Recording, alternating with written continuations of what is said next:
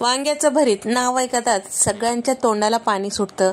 आज आपण असंच मस्त विदर्भ स्पेशल असलेलं वांग्याचं भरीत कसं करायचं ते पाहूया। इथे मी 2 वांगे घेतलेले आहेत। हे वांगे खास भरितासाठीच वापरले जातात।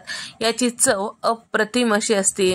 तर या ठिकाणी हे वांगे मी स्वच्छ धुवून पुसून घेतलेले आहेत। याला सुरीने एक चीर देऊन पाहूया कीड वगैरे नाही का। अशाच पद्धतीने 2 ते 3 ठिकाणी मी चीर देऊन पाहिलेलं आहे आणि त्याचबरोबर या पद्धतीने थोडंसं चीर देऊन आपण भाजून घेतलं की पटकन भाजल्या जाते। दोन्ही वांग्याला याच पद्धतीने चीर देऊन घेतलेली आहे। आता याला थोडंसं तेल लावून घ्यायचं म्हणजे याची साल पटकन बाजूला सुटते आणि व्यवस्थित असं भाजल्या जाते। भरीत म्हटलं की वांग भाजायची पद्धत हे चुलीमध्ये ठेवून भाजलं जातं, पण सगळ्या ठिकाणी चूल अवेलेबल नसते, त्यामुळे इथे मी गॅसवर भाजत आहे। तर इथे मी स्टँड ठेवून घेतलेले आहे आणि त्यावर हे दोन्ही वांगे थोडंसं आलटून पलटून रंग चेंज होईपर्यंत छान नरम होईपर्यंत आपल्याला हे वांगे भाजून घ्यायचं आहे। तर देठाकडचा भाग या पद्धतीने फिरवत आपल्याला भाजून घ्यायचं आहे जेणेकरून आपल्याला पोळणार नाही। तर दोन्ही वांगे इथे मी याच पद्धतीने छान नरम होईपर्यंत भाजून घेतलेले आहे, तुम्ही बघू शकता। तर आता हे वांगे थंड होण्यासाठी बाजूला ठेवूया। यासाठी एक ठेचा तयार करून घेऊया। तर इथे मी कढईमध्ये साधारण 2 चमचे तेल टाकून घेतलेले आहे आणि त्याचबरोबर इथे मी मुठभर शेंगदाणे सुद्धा टाकून घेतलेले आहे।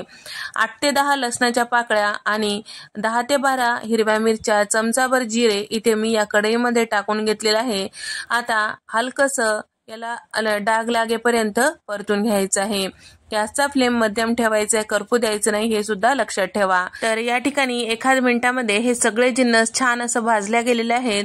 आता इथे मी गॅस बंद केलेला आहे आणि सोबतच इथे मी मुठभर इतकी कोथिंबीर याच कढईमध्ये टाकून घेतलेली आहे। हे सगळे जिन्नस थंड झाल्यानंतर मिक्सरला थोडंसं ओबडधोबड असं फिरून घ्यायचं आहे। वांगे थोडंसं कोमट गरम आहेत, यावरचं साल मी इथे काढून घेत आहे। जमेल तेवढं आपल्याला पूर्ण साल काढून घ्यायची आहे। देठाकडचा भाग आपल्याला कट करून घ्यायचा। इथे एका टोपल्यामध्ये हे साल काढलेली वांगी घेतलेली आहेत। आता मॅशरने थोडंसं आपल्याला या पद्धतीने मॅश करून घ्यायचं आहे। तर हे जे भरीत आहे थोडंसं असं जाडसरच असते, म्हणजे खायला मस्त लागतो, किंवा तुम्ही खलबत्त्यात सुद्धा कुटून घेऊ शकता। वांग भाजते वेळेस छान असं भाजून घेतलं की लवकर मॅश होतो।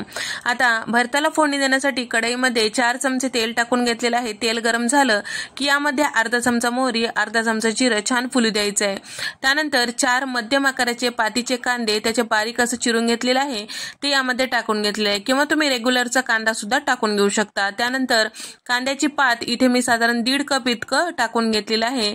आता हे सगळे जिन्नस छान 1 मिनिट परतून घ्यायचं आहे, गॅसचा फ्लेम कमी ठेवून। सोबतच मिक्सरला फिरून घेतलेलं ठेचा सुद्धा टाकून घ्यायचा आहे। आता ठेचा सुद्धा छान असं याचा तिखटपणा कमी होईपर्यंत परतून घेतल्यानंतर इथे मी ओबडधोबड असं मॅशरने मॅश करून घेतलेलं जे वांग होतं ते सुद्धा टाकून घेत आहे। सोबतच इथे मी कोथिंबीर टाकून घेतलेली आहे आणि त्याचबरोबर अर्धा चमचा हळद, 1 चमचाभर धने पावडर सुद्धा टाकून घेतलेले आहे आणि चवीपुरतं मीठ टाकून घेतलेलं आहे। सगळं छान व्यवस्थित मिक्स करून घ्यायचं आहे। आता या ठिकाणी हे सगळं छान व्यवस्थित मिक्स करून घ्यायचं, 1 मिनिट परतून घ्यायचं आहे। तर अशा पद्धतीच्या भरतामध्ये कुठल्याही प्रकारचे मसाले वगैरे वापरत नाहीत, याची चव अशीच मस्त लागते।